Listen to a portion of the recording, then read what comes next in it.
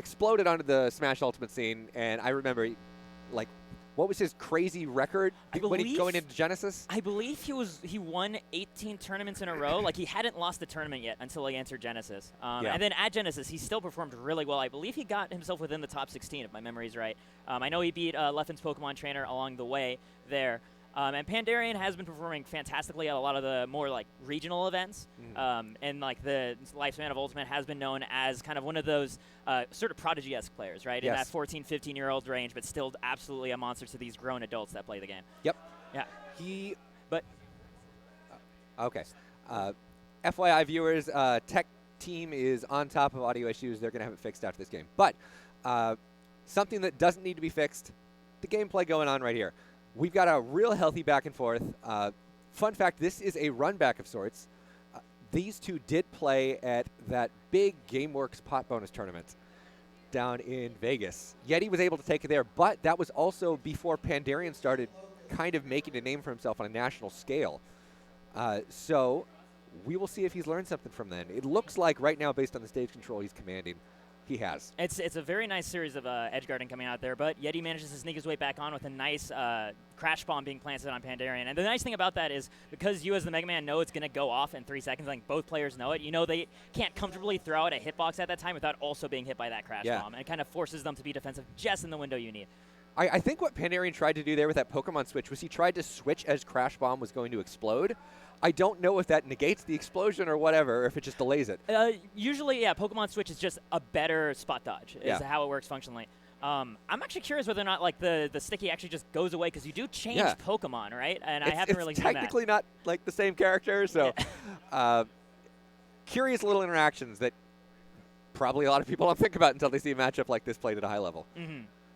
Right now, though, Pandarian does take the first stock on Yeti. Yeti's able to even things up, but he's at a pretty notable deficit. And normally 60% is not a huge deal in Ultimate because stuff happens so quickly. But against a character that can kill off conversions really consistently at those percents, like Ivysaur or even potentially Charizard, depending on where you're on the stage, you got to be careful. Wow, catching the Flare Blitz with just the tip of the back air. And just like that, Yeti turned that entire thing around. The moment he pinned Pandarian up on that upper right platform, right? Like, he just got so much pressure on him that eventually Pandarian was forced off stage, forced into a swap, and then covered.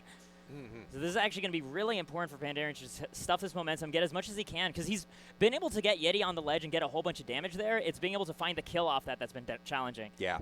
And we saw Pandarian going for one of his tried-and-true kill options, that charging F-smash to the ledge. It's deceptively difficult to get around for a lot of characters because it covers roll, it covers normal get-up, it covers get-up attack, and it can actually, based on angling, hit ledge, I believe. He's going to, just good weight. Yeah, he actually did it at the neutral time at just the right time, so the charge shot sailed over his head. Really nice stuff. Yeah.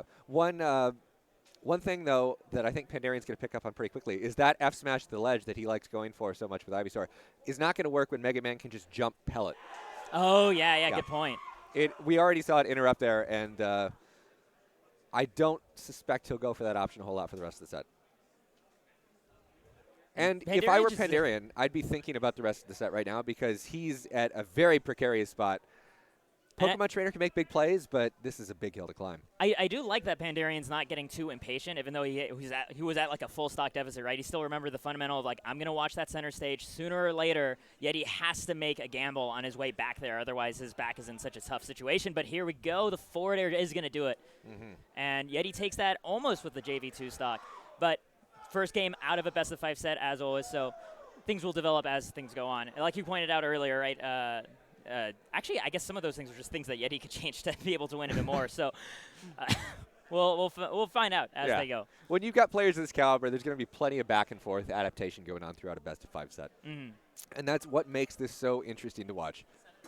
So we're going to go to Smashville, much smaller stage, both in terms of the amount of room you have to roam around and also in terms of the blast zone size, which I think given the fact that Mega Man's been living for quite a while, this might help out Pandarian. In addition, it'll just help him be able to close that gap really consistently.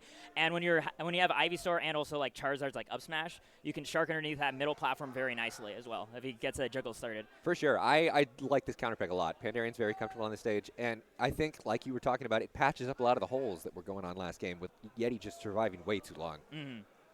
There's going to be less room to run around, less room to potentially zone. Pandarian can control lots of space with his hitboxes. Not so much Squirtles, but, you know. I love that delay with the air Oh. shooter. Oh, okay, that was so close. But, yeah, Pandarian making his way down.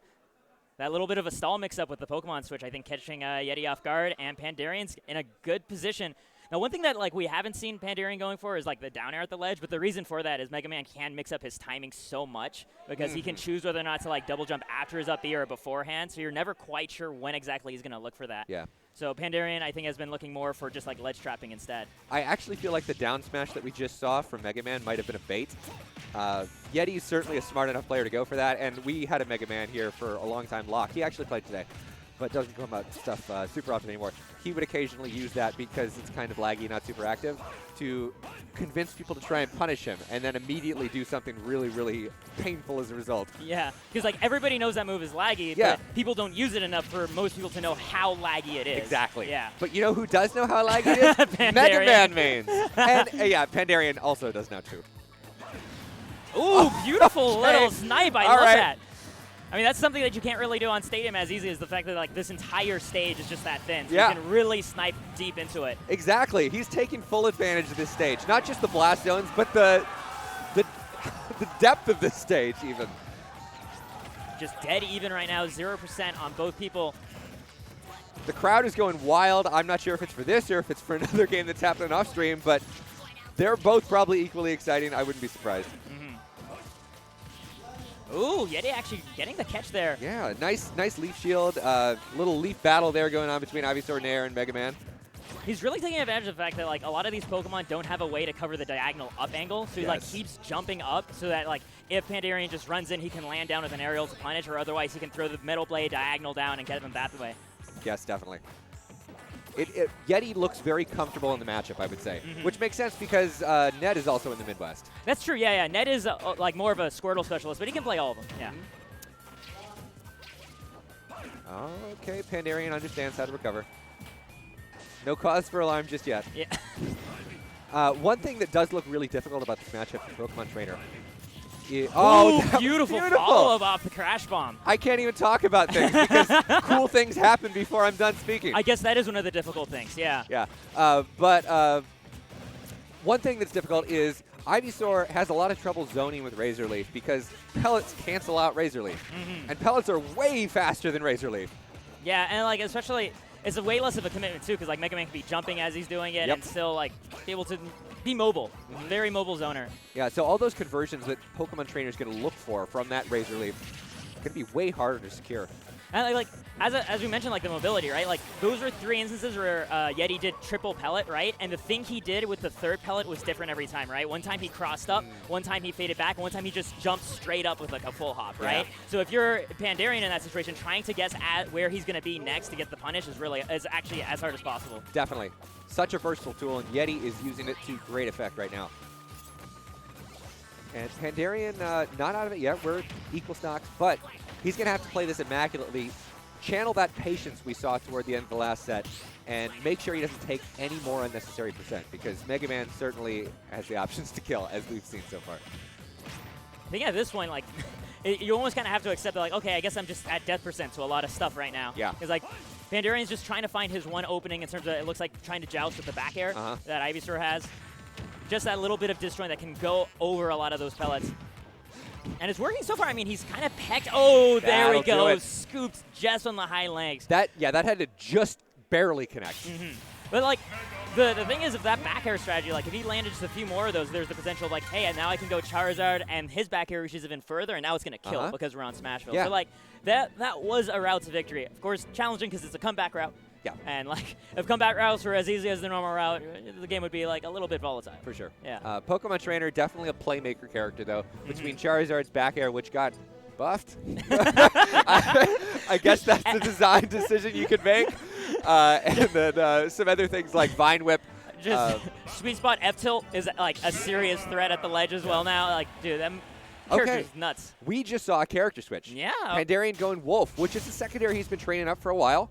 The matchup seems like it would be way better on paper, but this is one of the hardest tests I think Pandarian's Wolf is going to face. Yes, absolutely. I think one of the things just off the bat, aside from having a reflector, is the fact that Wolf's laser is transcendent, so it is going to be able to sail right through the pellets. So if needed to play a pure horizontal zoning game, he might be able to keep up. Yeah. Just being able to force approaches is going to do wonders, I think. Because that's something he couldn't do with any of the 3 Pokemon he had. Oh! Okay. I was scared for him, man. Yeah. Okay, interesting. Getting Potentially another bait or a misinput. Seeing Yeti, like, we're seeing Yeti, like, being so much more careful about his pellet game, too, right now. Yeah. Like, if he misaligned, like, those few pellets, or rather, Pandarian called them out, jumped over them, and got himself nearly a kill for it. At the very least, a strong edge guard. Great delay by Yeti, too. Yep. But And Yeti tries to fight his way back on stage Yeah. with some pellets, which worked in the past, but it's not going to work against Wolf. He's a little too mobile and a little too lethal with that back air coming in. That's the thing, like, Wolf has kind of like an onion of setups for when people are on their way recovering, where, like, each layer can kill you, and if he's wrong, he just goes to the next layer of mix-ups. And, like, you know, you get past that down smash, then you need to still deal with the wake-up mix-up that he's going to hit you with, too. Yeah. It's a character, no shortage of tools in his kit.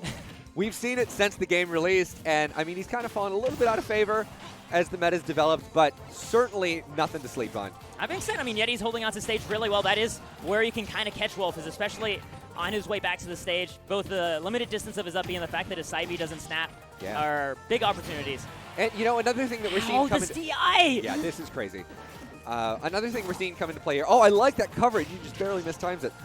But one other thing worthy of note here is Wolf has a zone-breaking move in dash attack. Yes. A giant spur to distance, can cross up shields. Can Pokemon kill. Trainer can't really close space with a burst option like that, and that's already helped him significantly. That feels like it exploded really early to me. Yeah, actually. That up smash nearly doing the trick. Pandarian just looking for this back air to finish off the stock. Yeti doing a good job playing around it, just throwing out now aerials prematurely to catch that, but that up B, no one was ready for that. All right, yeah, that was a YOLO option if I've ever seen one. But sometimes when you've played the entire match really cool and collected, you just need to let loose. And it totally works. Like, I mean, it's the same sort of mentality as the Wake Up Shoryu. It's that emotional option that no one's quite ready for. Oh my! Okay, there we go. Okay, I love this set. Anyway, reflecting the hard knuckle. Falling out of hit stun in the hard knuckle to the mega upper immediately after. That was quite the sequence. That's definitely Twitch clip worthy. Get on it, guys. Man, 120% though. Yeti is in such a tough position against Pandarian. Yeah, and Wolf, everything will probably kill at this point. I love that Pandarian stops at the roll forward distance, and he actually just gets the scoop with the up smash. There. Okay, so, you know, we hadn't seen a whole lot of Pandarian's Wolf on the big stage. But what a debut. Yes. This is actually a fantastic showing by getting, what was it, nearly a JV2 stock there. Yeah. A big part of it, like you pointed out, the zone breaking was really nice. The fact that he had a projectile that wouldn't lose to pile outright, unlike the Razor Leaf, is a big deal. And just that back air seemed a lot more convenient for him to try to line up in neutral. Like, it had the similar reach to, like, Ivysaur back air, but it has kill power, too, on top of that. Yep. And being able to just kill with those pokes in a zoning matchup is so nice to have. Yeah. Yeti, I mean, he didn't play that poorly, but he couldn't set the tempo like he could before. And that made all the difference. And here we're going to a place where, like, Yeti has so much more room to play with, right? With Town and City, he's going to be able to fade back way more as he tosses out these pellets to look for his opening. That's the main benefit of a large base stage for a zoner, is that you get walked back into the corner often when you're playing a zoner, but the longer the stage is, the less number of times you need to cross up your opponent every time you get walked back to the ledge. Yep. One other thing worthy of note, Wolf won't be killing at, like, 70 with back airs on this stage. Yes. Yeah. And the down smash will be slightly less threatening. Yeah. Yeti probably not comfortable with how early he lost a lot of those stocks. Wanted a little more room to breathe. And Megaman's kills are often going to come from edge guards just like that. So the giant stage isn't going to make much of a difference for him. Going to just barely be able to grab the ledge. And I like that Pandarian tried to cover the platform, expecting Yeti to maybe want to retreat there and diffuse pressure that way. All right, nice up smash out of shield. Yeti is starting to get wise to these dash attacks. Oh, and a great confirm into grab there from Metal Blade. Metal Blade, super versatile tool, and Yeti's making full use of it already. Pandarian does manage to work his way in, though, with Wolf's burst options. What's he going to do with it? Opportunity for an edge guard again. Last time, Yeti didn't look for the ledge, and Pandarian didn't actually even, I mean, not the ledge, the platform, and Pandarian didn't even try to cover it. Yeah. All right, I like to jump on top of them with the leaf shield. It's They annoying. can't do anything from that. Well, they can punish after you toss the leaf shield, and you're forced to punish with the same timing. But you're stuck in the shield until leaf shield's done. Yeah, is yeah. the thing. So if you're trying to react to an aerial on shield, like a fair or something, you're going to get caught. Wolf dash attack will kill eventually, too. So. Yeti can't cheat death forever. 160 Gs. Yeah, Epsil's going to do the trick. Yeah. But he still has nearly a whole stock lead at this point against Pandarian. Against Pandarian. Okay. And I was just about to talk about how Yeti's already adapting to the options Wolf can pick here. That was one of the best examples I could have asked for to help illustrate that point. And the thing that's nice about that is, given the spacing that Pandarian was looking for, if that was a Nair, like, he still would have parried it too. Parry up tilt would have worked as well. So it's just like catching on that there are these jump approaches. Yeah. That was a wake-up call to Pandarian. Like, you can't just jump around me and expect to get off scot-free. I know what you're going for now. I've adapted to the speed of your Wolf, and I'm ready to pull the trigger on a punish. Oh, a great get-up attack, too. That Pandarian hadn't really used that yet. Pandarian, Yeti hadn't used that yet. Yeah. Wow, that was scary DI. Probably trying to avoid the back air. All right, we're just swinging. The floor is dash attacks, and like Yeti knows it. You know what? I never made this connection before, but Pandarian and Smash 4. Oh wow. my God! Just like that, just the Z drop pellet. I mean, not pellet, metal blade into the Shoryu is gonna do it at a moment's notice. Yeti takes it and moves on into even scary.